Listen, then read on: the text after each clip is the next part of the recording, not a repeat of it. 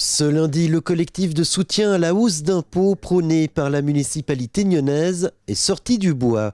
C'est désormais une association qui regroupe des conseillers communaux socialistes, verts, ainsi que des indépendants. Nous avons fondé l'association Nyon Compte, qui est formée de plusieurs conseillères et conseillers qui ont voté en faveur de l'arrêté d'imposition, de manière à prendre nos responsabilités vis-à-vis d'une situation financière qui devient assez intenable pour la ville. Et pour faire entendre la voix de la raison, Nyon Compte a envoyé un tout ménage aux habitants de la ville. Pour nous, il s'agit d'expliquer avec des éléments objectifs de quoi il s'agit et de permettre à tout un chacun de peser le pour et le contre, de comprendre quels vont être les inconvénients d'un refus de cette augmentation d'impôts. Dire aussi qu'il n'y a pas que l'augmentation d'impôts, mais qu'il y a d'autres mesures qui accompagnent ceci, et puis donner peut-être l'ampleur de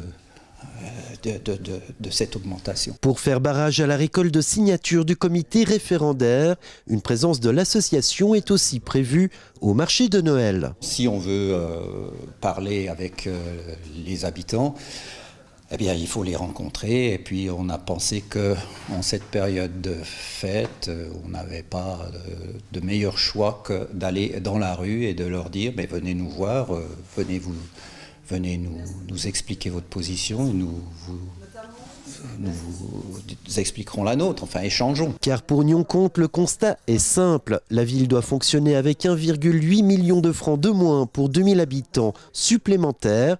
Et en attendant l'entrée en vigueur de la réforme fiscale fédérale, s'ajoutent encore 9 millions de francs en moins par an, et ce jusqu'en 2020. Malgré les compensations offertes par le canton, petites compensations, là, cette RIE3 va nous coûter 9 millions par année. Donc le but de cette augmentation d'impôts et des mesures d'économie qui ont été prises pour 3,3 millions, je le rappelle quand même, ce but-là, c'est d'essayer de couvrir ces 9 millions-là. Enfin, Nyon Compte développe un dernier argument, cette augmentation d'impôts ne devrait être que passagère. Nous l'avons dit en conseil que dès que les affaires redeviendraient plus normales, nous demanderions une baisse d'impôts. Ça a fait rire aussi certains conseillers, mais nous reviendrons à la charge. Les comptes, la commission des finances est là pour sauvegarder ce genre d'intérêt et je pense qu'elle fera son travail comme elle l'a toujours fait. Le texte du référendum étant affiché au pilier public, pour ou contre la hausse d'impôts,